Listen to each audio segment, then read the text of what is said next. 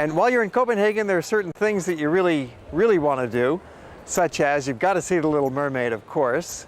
That might be number one on everybody's list. You also just want to take a stroll on the main walking street, the pedestrian street here, the Strøget. It's unbelievable. It's over a mile long. They claim it's the longest pedestrian street in Europe, and it certainly is one of the longest. And it is just filled with people. There must be 5,000–10,000 people on that street on a busy day. And of course, the street is lined with stores of all types, discount stores as well as the most expensive stores, such as George Jensen, famous for their silverware and table settings, and the Royal Copenhagen porcelain. They both have museums at the back of the shops, which is really kind of fun to check out. And of course, while you're in Copenhagen, you also want to visit the museums. The two principal museums to visit in the city are the Glyptotek and the National Museum. The Glyptotek is loaded with sculpture from the classical world as well as Rodin. And they have a large indoor garden atrium called the Winter Garden with towering palm trees. That's a great spot to have a break. A lot of Impressionist paintings and post-Impressionist paintings as well. Well, of course, you know, always one of my favorite activities is simply walking through the streets of a city, especially when it's such a charming city as Copenhagen. You've got these old cobble lanes and very well-preserved old historic buildings all around you. It's just really a great place to take a stroll, and no matter where you walk in the center of town, you're going to find really interesting streets to walk through. In the summertime, Copenhagen is an outdoor festival. There's lots of restaurants outdoors. That's where people want to be because they have a long, dark winter. So don't come in the wintertime. You want to come here between May 1st and the end of September. Any time in the summer is great. The temperature, even in July and August, is really quite comfortable. You could expect the lower 80s at that time. And so the locals, as well as tourists, love to live outdoors. So you find restaurants almost on every corner. There's a tremendous amount of history here to enjoy in Copenhagen. You'll find lots of kings on horseback all over the city with these equestrian statues, and great palaces and castles, fortifications, historic old buildings, and quaint, charming neighborhoods with winding cobble lanes. Behind me is the big building that holds the Parliament, and it's got the offices of the Prime Minister and the court system all under one roof. The area around Rosenborg Slot, or Rosenborg Palace, is filled with so many interesting things to see that you could spend the rest of the afternoon here enjoying fine art, royal history, geology, and exquisite gardens. Enter this district through the Royal Gardens, originally built for King Christian IV in 1606 to provide food for his kitchen, and it's now the oldest park in town with its original plan still intact, offering broad green lanes and narrow paths to explore. There's also a children's playground on the far end and public toilets available. Rosenborg Palace, sitting in the gardens, is the museum of the Danish kings, containing the crown jewels, a royal throne, original furniture, detailed stucco decorations, and dark wood paneling throughout. Built in Renaissance style, so typical of Copenhagen at that time, with red bricks, sandstone accents, and the green copper roof, it appears to be a fairy tale castle right out of Hans Christian Andersen. There are a couple of museums to consider, and the botanical garden with 20,000 species from around the world arranged in beautiful patterns that utilize remnants of the old fortified walls and moat that once encircled the city. Meandering paths wander through the lush gardens and into different greenhouses for tropical palms, cactus, orchids, and rainforest plants. It takes you around past beautiful ponds, there's weeping willow trees, little pedestrian bridges made of wood to walk across, different kinds of gardens with labeled plants and herbs growing. And then you continue along on that very gently curving and slightly hilly path, very easy to walk. And you can complete the whole garden easily in half an hour, or dawdle and take your time and spend an hour or even two for the real plant lovers. In the same park area, you will find the largest art museum in Denmark, the Royal Museum of Fine Arts, with a comprehensive European collection ranging from old masters up through the early 20th century, including one of the world's best collections of Danish painters. A new building in the back has greatly enhanced the collection and offers lovely views into the gardens beyond. If you are keen on absorbing more Danish art, visit the nearby Hirschsprung collection, or if it's geology that turns you on, drop into the old-fashioned Geological Museum, noted for its meteorite collection and vast mineral displays. When you have finished in this area, there is frequent bus service that will take you back to the center, or you could walk more through the fascinating streets in this area. It's very quick and easy to walk through town. And right in the center of town, you're bound to run into some street entertainment.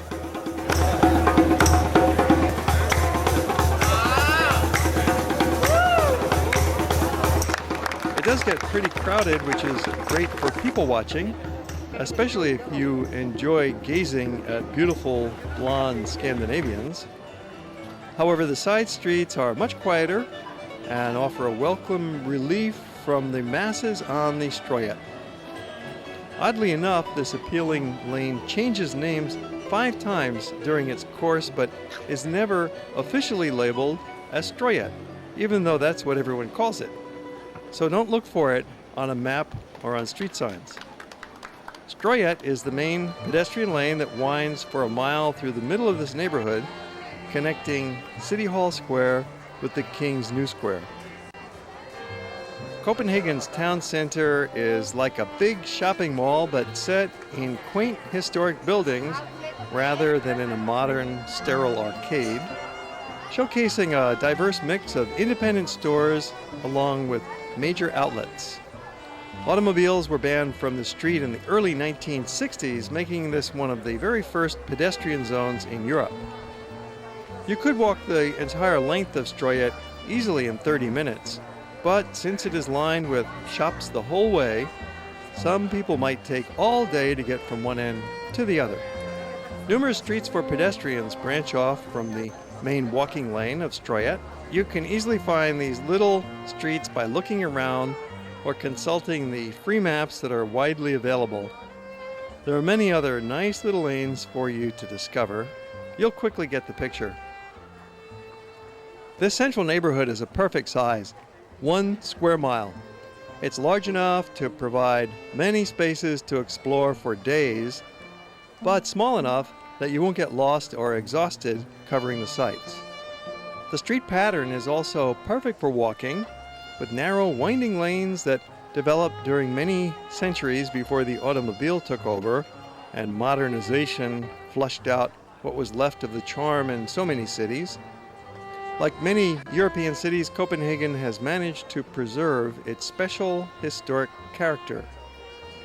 Look for peaceful little squares like Grabrodertorv, Greyfriars Square, sheltered by trees with welcoming benches for you to sit and relax a while, surrounded by pubs and restaurants. The University District is 2 short blocks away with some funky shops for students, antiques, and cheap eats. The Fine Art Museum. Carlsberg Glyptotek is the artistic gem of Copenhagen, with the nation's highest quality collection of fine arts, spanning thousands of years, from ancient Egypt up through the French Impressionists. The building complex is as beautiful as the art within, starting with the Winter Garden, a large glass-domed greenhouse just inside the front door. This indoor jungle has palm trees and other tropical exotics growing in lush abundance, with benches scattered about so you can sit and absorb the tropical scene while you rest. Visitors can also enjoy refreshments or a fine meal at the cafe terrace overlooking the garden. The cafe serves the best chocolate cake in town. They've also got an excellent raspberry chocolate cake prepared by a chef who is such an authority that she has written a cookbook. The front building, which wraps around the indoor garden, contains mostly Danish and French sculpture, featuring the largest Rodin collection outside of France. Behind is a building added in 1906 containing the classical collection of ancient Greek, Roman, Etruscan, and Egyptian statues, jewelry, and related arts. The Renaissance-style museum opened in 1897, funded by Carlsberg beer owner Carl Jacobsen, who called it a place where art is, quote, displayed in joy and harmony to grace life for the living, end quote. However, you really should conserve your energy by starting out with the third building, an ultra-modern structure designed in 1996 by the nation's leading contemporary architect, Henning Larsen, holding the extensive French Impressionist collection of masterpieces by Degas, Monet, Renoir, Van Gogh, and others of this period. And you'll notice there is an elevator that will take you to the second floor to begin your perusals of the Impressionists that helps to conserve a little bit more energy instead of tackling that daunting staircase. Paul Gauguin was married to a Danish woman and lived in Copenhagen for 5 years before moving to Tahiti, so there is a strong selection of his works. There's also a wonderful collection of Danish painters of the early 19th century Golden Age. The National Museum, located between the Glyptotek and Christiansborg. The magnificent National Museum covers 14,000 years of human history in a huge former palace that occupies an entire block. About half the space is devoted to Danish history, from the Stone Age through modern times, with thousands of artifacts arranged in chronological order. So you want to be sure to walk through the displays in the proper sequence to get the full effect. Another large section of the building, covering several floors, takes you on a journey around the world. The exhibition includes many artifacts from Africa, India, Indonesia, New Guinea, New Zealand, Japan, China, Central Asia, Siberia, and a special emphasis on the Inuit. There's also a room playing world music and slideshows about various cultures. The ancient classical worlds of Egypt, Greece, and Rome are also represented, with mummies, vases, jewelry, glass, and more. Exhibits that document daily life, especially occasions, politics, religion, life, love, and death in these ancient societies, are really dramatically portrayed. Interesting special exhibits are usually offered. This is the nation's largest museum, and it's free. Tivoli. Tivoli Gardens is undoubtedly Copenhagen's most popular major attraction, with 3 million visitors each year drawn to its entertaining mix of amusement rides, 40 restaurants, live music, tree-lined gardens with 400,000 flowers, evening illumination by 115,000 colored lamps, and generally festive atmosphere. The private park has been operating for 150 years, which lends a historic elegance to the mix. Carnival games on one side, rides all around the perimeter, with a peaceful atmosphere in the center offering sedate pleasures of promenades, tea service, and flower gardens.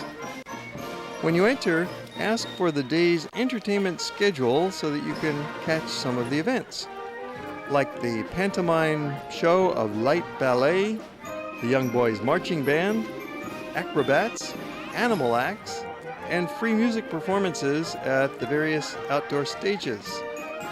You could also go along with a 100-year tradition and ride the balloon high into the sky for a bird's eye view of the surroundings. Tivoli is the third most popular amusement park in Europe and has now gotten even more popular with its scary new triple loop roller coaster. A legend holds that Walt Disney was inspired to build his parks after a visit here. The best time to visit Tivoli is just before twilight, so you can explore the park in late daylight and then enjoy the magic illumination as the lights come on. One of the prettiest night scenes is the sparkling lights outlining the Chinese pagoda, reflected in the boating pond in front. Stay for dinner and be a kid again by taking one of the wild, scary rides. The costs do add up quickly because you pay an entrance charge plus each ride charges its own fee.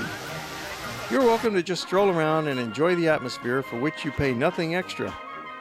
To dine at the most elegant park restaurant, make reservations for Divan 2, or for more traditional fare, try Grafton and Balkonen. A fireworks spectacular happens every Saturday night at 11:45 p.m., best seen in front of the concert hall. For night owls, the park stays open until 11 p.m. Sunday through Wednesday, and until midnight the other days. And that's the story of Copenhagen.